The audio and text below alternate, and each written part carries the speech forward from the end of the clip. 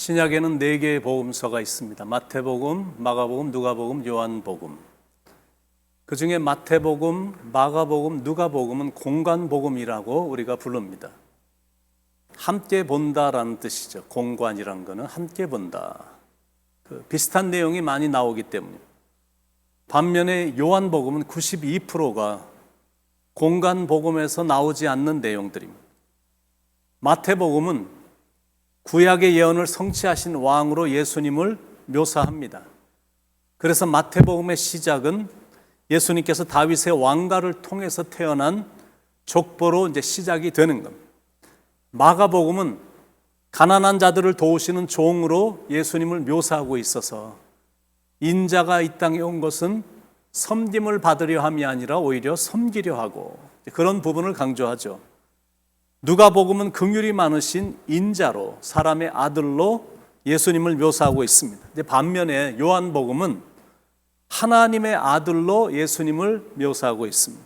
하나님이 세상을 이처럼 사랑하사 독생자를 주셨으니 하나님의 아들. 공관복음은 예수님의 공생의 무대가 주로 갈릴리로 나오는데 요한복음은 예수님께서 예루살렘 주변에서 주로 명절에 활동하신 것으로 이렇게 내용이 나옵니다. 공관복음은 예수님의 공생의 기간 동안 딱 한 번만 유월절이 있었던 것으로 기록이 되어 있는데 요한복음은 예수님께서 적어도 3번 이상 유월절을 보내신 것으로 기록이 되어 있습니다. 예수님의 공생의 기간을 3년 이상으로 추정하는 근거가 바로 요한복음 때문인 것. 공관복음은 예수님의 비유가 굉장히 자주 나오는데 요한복음에서는 예수님의 비유가 하나도 안 나옵니다. 그 대신에 예수님의 신성을 보여주는 7가지의 표적이 이제 나오는데 예를 들면 물로 포도주를 만드신 사건이라든가 왕의 신하의 아들을 치유한 사건이라든가 38년 된 병자를 치유하고 오병이의 기적을 일으키고 무리를 걸으시는 예수님, 소경을 치유하신 예수님, 그리고 죽은 나사로를 살리신 그 예수님에 대한 그 기적, 이런 이적의 일들이 기록이 되어 있습니다. 이게 뭘 강조하려고 하는 거냐면 예수님은 메시아로 하나님의 아들로 이 땅에 오셨다. 근데 그거를 강조하는 겁니다. 1절부터 12절의 말씀은 유명한 이야기입니다. 예수님의 첫 번째 기적을 다루기 때문에 그렇습니다. 이 기적의 장소는 갈릴리 가나의 혼인 잔치집입니다. 그 혼인 잔치집에 예수님과 예수님의 제자들과 예수님의 형제들과 예수님의 어머니가 초대가 됐습니다. 12절에 그 후에 예수께서 그 어머니와 형제들과 제자들과 함께 가버나움으로 내려가셨으나 거기에 여러 날 계시지는 아니하시니라. 아마도 아버지 요셉의 이름이 언급되지 않았던 걸 보면 요셉은 이미 이제 이 땅을 떠난 것 같습니다. 그리고 어머니 마리아는 손님으로 초대가 된 게 아니라 음식을 준비하는 사람으로 초대된 것 같습니다. 아마도 친척집이었거나 깊은 친분이 있었을 것이다라는 생각이 듭니다. 그걸 어떻게 하냐면 포도주가 떨어진 걸 먼저 알았거든요. 1절로 3절에 사흘째 되던 날 갈릴리 가나에 혼례가 있어 예수의 어머니도 거기 계시고 예수와 그 제자들도 혼례의 청함을 받았더니 포도주가 떨어진지라. 예수의 어머니가 예수에게 이르되 저들에게 포도주가 없다니. 포도주가 떨어진 걸 알았다라. 그리고 하인들에게 명령할 수 있었던 것을 보면 그 집 주인하고 굉장히 깊은 관계가 어머니가 있었던 것 같다라는 생각이 듭니다. 5절에 그 어머니가 하인들에게 이르되 너희에게 무슨 말씀을 하시는지 그대로 하라 하니라. 음식도 충분하고 포도주도 충분히 준비했는데 예상외로 사람들이 너무 많이 온 바람에 혼인집에서 중요한 포도주가 일찍 떨어진 겁니다. 어쨌든 만찬이 끝나기도 전에 그만 포도주가 다 떨어져 버리고 만 겁니다. 그러나 마리아는 걱정하지 않았다라는 것. 왜냐하면 그 정도 기적 정도는 예수님이 충분히 하실 수 있을 것임을 믿었기 때문입니다. 그러나 여기서 중요한 게 뭐냐면 자신의 뜻을 전해주기는 해도 예수님에게 가서 이래라 저래라 하지 않는다. 그게 교훈입니다. 5절에 그 어머니가 하인들에게 이르되 너에게 무슨 말씀을 하시든지 그대로 하라 하니라. 그러니까 모든 일들은 주님의 뜻대로 이루어지고 주님의 뜻에 의해서 이루어지는 법이기 때문입니다. 하나님, 저 이런 일 하고 싶은데요. 그냥 알려만 드리면 되는 겁니다. 그리고 나서는 주님이 그걸 결제하실 때까지, 허락하실 때까지 때를 기다리는 거예요. 하나님이 침묵하시면 그냥 인내하면서 기다리는 거고, 그런데 이제 기다리지를 못해갖고 안달을 하다가 자기 뜻대로 그냥 막 해버리면 아브라함처럼 두고두고 가슴을 치게 되거든요. 그리고 다른 사람의 가슴도 치게 만드는 거예요. 이스마엘 같은, 하갈과 같은 이런 일들이 일어나게 되잖아요. 영적 교훈 두 번째, 우리의 할 일은 무조건 순종뿐이다. 6절로 9절, 거기 유대인의 정결 예식을 따라 두세 통 드는 돌 항아리 6이 놓였는지라. 예수께서 그들에게 이르시되 항아리에 물을 채우라 하신즉 아기까지 채우니 이제는 떠서 연회장에 갖다 주라 하심에 갖다 주었더니 연회장은 물로 된 포도주를 맛보고도 어디서 났는지 알지 못하되 물떠온 하인들은 알더라. 하인들이 전혀 의심 없이 적극적으로 신속하게 하라는 대로, 예수님이 하라는 대로 아름답게 순종을 한 겁니다. 바로 이겁니다. 하인들이 성실하게 순종을 했기 때문에 맹물이 변해서 포도주가 된 것이다라는 거예요.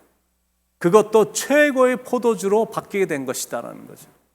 하인들이 순종을 안 했다면 말도 안 되는 일을 이분은 왜 이러시나 그러고 의심을 했더라면 이런 기적은 일어나지 않았는데 적극적으로 신속하게 전혀 의심 없이 순종을 했더니 이런 기적이 일어난 것이다라는 거죠. 그러니까 여러분들이 얻는 교훈이 있으시죠. 기적이란 순종을 통해서다라는 거예요. 그래서 우리가 주님 앞에서는 무조건 순종하는 거예요. 머리를 굴리거나 앞뒤를 재는 신앙으로는 기적을 경험하지 못합니다. 영적 교훈 세 번째, 변화는 내가 아니라 주님이 변하게 해주신다. 깡패가 성자로 변하거든. 실제로 무숙자나 마약 중독자나 성범죄자가 목사가 되는 일들이 허다하거든요. 그냥 대충 목사가 된 게 아니라 이런 과정을 겪었기 때문에 지금 그런 과정을 겪는 사람들을 위해서 자신의 삶을 다 들여서 그들을 구하려고 목사가 돼서 아름답게 사역하는 그런 역사가 일어나거든요. 맹물이었는데 최고의 포도주로 바뀌는 역사가 일어나거든요. 10절로 11절, 말하되 사람마다 먼저 좋은 포도주를 내고 취한 후에 낮은 것을 내거늘 그대는 지금까지 좋은 포도주를 두었도다 하니라. 예수께서 이 첫 표적을 갈릴리 가나에서 행하여 그의 영광을 나타내시며 제자들이 그를 믿으니라. 예수님께서 가나의 혼인잔치를 사역의 처음 장소로 정하셨습니다. 그 이유는 예수님은 그만큼 가정을 소중히 여기신다라는 거고 즐거운 걸 좋아하신다라는 의미인 겁니다. 예수님이 이 땅에 오신 이유가 영원한 생명을 주시고 더 풍성함을 주시기 위해서다라고 예수님 본인이 직접 말씀을 하셨잖아요. 그러니까 아니나 다를까 예수님만 계시면 그런 역사가 실제로 일어나는 겁니다. 갈수록 우리의 인생을 더 좋게 만들어 주시거든요. 더 좋은 포도주로 만들어 주시는 겁니다. 아니 어떻게 이 집은 갈수록 더 좋은 포도주가 나올 수가 있을까? 예수님만 계시면 그렇게 되는 것이다라는 거예요. 예수님만 계시면 기쁨이 회복되는 거예요. 그러니까 혹시 삶에 문제가 있다면 예수님께 오면 되는 겁니다. 무미건조하고 무기력한 인생이라면 예수님께 오면 되는 거예요. 불만족스러우십니까? 예수님께 오시기만 하면 되는 거예요. 기쁨을 잃으셨습니까? 예수님께 오면 회복이 되고 기쁨을 경험하게 되거든요.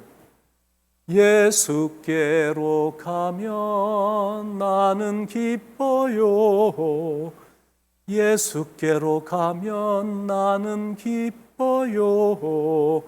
나와 같은 아이 부르셨어요. 예수님은 그런 분이십니다. 근데 인간은 한계가 있어요. 손님이 조금만 도와도 음식이 떨어지고 갑자기 채울 능력도 없습니다. 근데 예수님은 다 해결해 주셔요. 그래서 예수님께 와야 되는 거예요. 예수님께 오기만 하면, 예수님께 알려드리기만 하면 신기하고 은혜롭게 해결이 되거든요.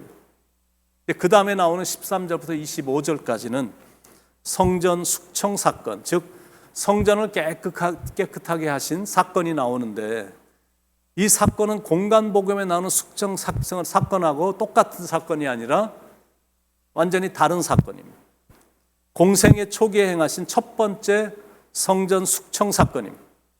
교회 안에 돈에 눈이 먼 사람들이 장사하는 모습을 보시고 상을 엎으시고 짐승들을 내어 쫓으신 것. 15절에 노끈으로 채찍을 만드사 양이나 소를 다 성전에서 내쫓으시고 돈 바꾸는 사람들의 돈을 쏟으시며 상을 엎으시고, 이 인간의 모습으로만 가득 차 있는 교회. 교회 안에서 이득을 취하려고 아주 혈안이 되어 있는 그런 교회. 그래서 하나님의 영광이 떠난 장소. 그래서 예수님께서 다시 한번 이 성전을 정화시키기로 결심을 하신 겁니다. 왜냐하면 교회는 하나님의 집이시거든요. 그런데 거기서 장사나 하고 있으니까 예수님이 당연히 그냥 지나칠 수가 없으셨던 겁니다. 16절에 비둘기 파는 사람들에게 이르시되 이것을 여기서 가져가라. 내 아버지의 집으로 장사하는 집을 만들지 말라 하시니. 그러니까 본질에서 벗어나면 안 된다라는 거예요. 교회에 대한 인식이 잘못되어 있으면 그때부터 신앙은 완전히 내리막길이거든요. 교회는 하나님의 집이고 예수님의 몸이십니다. 그 거룩한 몸을 세속적인 생각으로 더럽히면 안 되거든요. 기도와 말씀과 사랑으로 깨끗이 정화시켜서 하나님께서 영광을 받으시는 예배가 되고 우리의 기도가 되고 우리의 봉사가 되고 우리의 사랑이 되고 우리의 삶이 되도록 교회는 거룩한 곳이 되어야 된다는 거예요. 그래서 오늘도 거룩한 성전인 자신의 몸을 말씀으로 성결하게 하고 그리고 주님의 성전인 교회도 거룩하게 만들어가는 하나님의 백성들이 바로 여러분이 되시길 예수님의 이름으로 간절히 축원을 드립니다. 기도하겠습니다. 기적의 하나님, 모든 것을 가능케 하신 하나님, 점점 더 좋게 만드시는 하나님, 물로 포도주를 만들어주시는 그 능력의 하나님을 찬양하며 우리의 삶에도 주님만 오시면 이렇게 삶이 변화되고 점점 더 좋은 것으로 경험하게 되고 내 안에 있는 좋은 것들을 나눌 수 있는 그런 대단한 사람들이 되는 걸 오늘도 말씀으로 알려주시고, 그러나 더러운 거는 주님이 받으실 수 없음을 예수님의 성전 이 정화 사건을 통해서 우리에게 영적인 교훈을 주시니 감사합니다. 우리의 몸도 거룩한 전인데 우리의 몸을 깨끗하게 성결하게 만들어가게 하시고 성결하고 깨끗한 지체들이 모여 성전을 함께 더 정화시켜 나가는 깨끗하게 만들어감으로 하나님을 영화스럽게 해드리는 주의 백성들이 될 수 있도록 주님 인도해 주시옵소서. 오늘도 말씀을 해주셔서 깨닫게 해주심을 감사드리옵고 거룩하신 예수님의 이름 받들어 간절히 기도드립니다. 아멘.